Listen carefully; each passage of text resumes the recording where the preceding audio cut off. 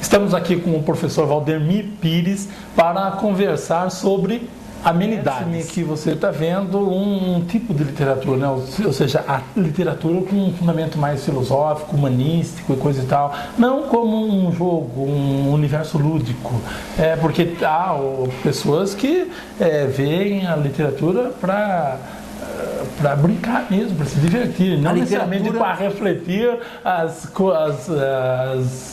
questões da natureza humana. Veja, essa questão que você coloca é bastante complexa, porque do jeito que eu falei para você, deu de fato essa impressão de que eu estou pensando na literatura como espaço de reflexão, mas não. A diferença da literatura é a forma pela qual ela te conduz à reflexão. E não necessariamente essa reflexão tem que te levar a alguma conclusão.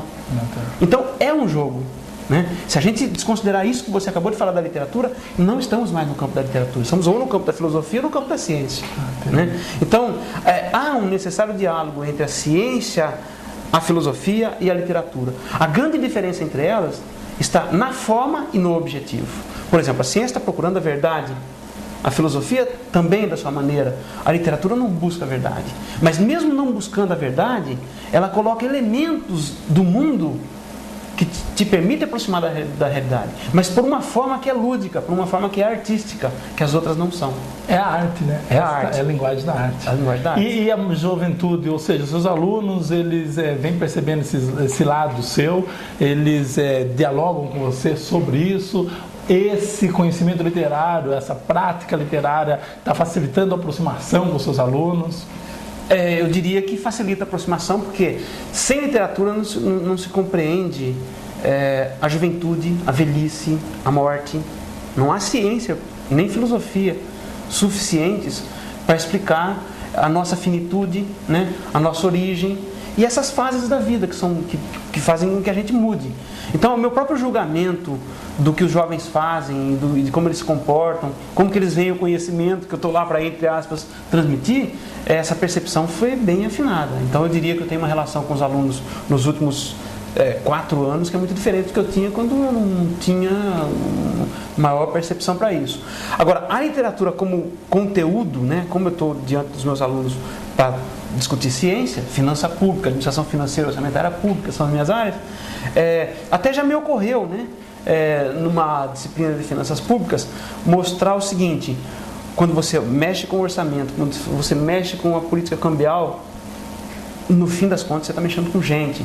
Então, se você não sabe como as pessoas sentem aquilo que elas sentem, como que elas reagem a mudanças nas possibilidades de sentir de uma determinada maneira que venha da política econômica, por exemplo, você não é um bom gestor de finanças públicas.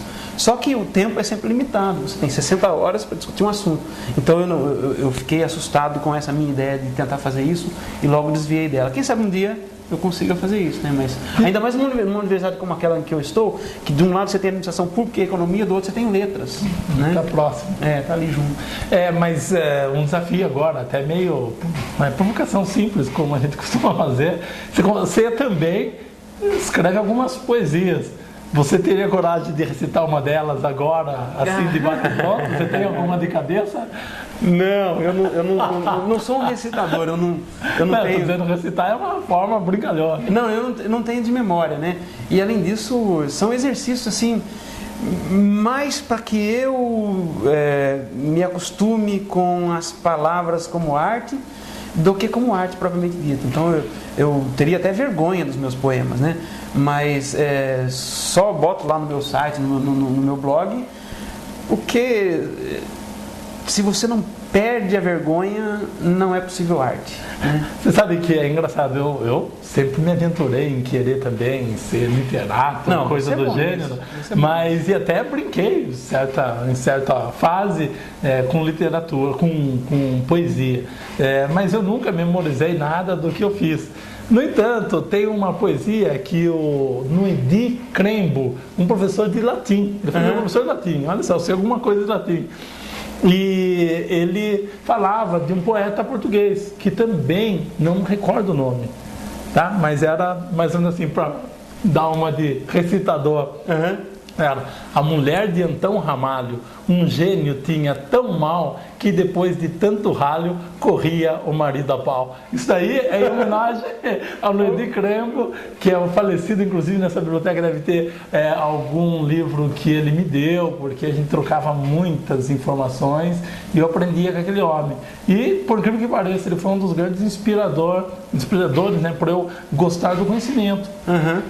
Esse é o grande mérito de um professor, na minha opinião. Se ele conseguiu fazer isso, não precisa de mais nada, principalmente hoje em dia em que o conteúdo tá de graça, né? Agora, de poesia, de um poema, se você quiser, me ocorreu aqui agora, eu não tenho de memória, mas nós estamos aqui com o computador, se você quiser nós vamos lá, baixamos e eu leio ele para você, só para não ficar devendo. Tá bom, então. E aí, fale o seu e-mail, Pires, é interessante para as pessoas entrarem lá e conhecer esse universo da literatura, o seu conhecimento científico. Sim. Bom, quem tiver interesse em diálogo, eu gosto muito de dialogar com as pessoas, pode entrar no www.pires.pro.br. Ali tem o conteúdo acadêmico, e depois nos blogs tem os outros conteúdos. Então, leitura e literatura vão estar lá no blog Leia, que é um blog para discutir leitura, e no blog Cadernos Avulsos tem esses meus exercícios literários provisórios horríveis. Legal, então nós vamos dar uma interrompida aqui, nós vamos interromper rapidamente, só para o Pires baixar essa poesia. E nós vamos encontrar uma forma que nós vamos colocar lá na tela e ele vai ler daqui, só para concluir esse desafio. Aguarda um minutinho só. Ok. Feijão e poesia. No caixa do supermercado, a moça era um enfeite. Olhos cinza azulados, lábios carnudos, cabelos negros, um decote. O rapaz colocou na esteira de borracha preta 1 quilo de sal, uma lata de óleo, um pacote de arroz, um saco de feijão e pediu: põe também uma porção de poesia. Ela sorriu, dentes brancos. Ele disse: obrigado, pode cobrar. Ela encabulou e avermelhou. Ele, tímido em inusitada ousadia, quase derreteu. Até hoje comem juntos o melhor feijão com arroz do mundo, até que acabe. Tomara que... Foi. Agora deu, ficou bom.